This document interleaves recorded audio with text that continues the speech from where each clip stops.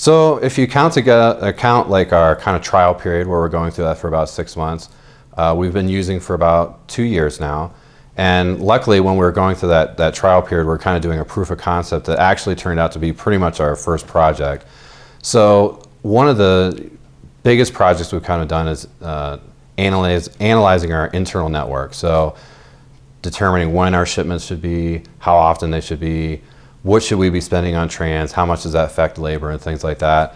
And that's where we're looking to make quite a significant investment in our transportation budget this year to actually receive around a 10 million decrease in our carrying costs on our inventory with our internal network. And that's a big improvement for us, and especially we're able to do that in a pretty quick timeline.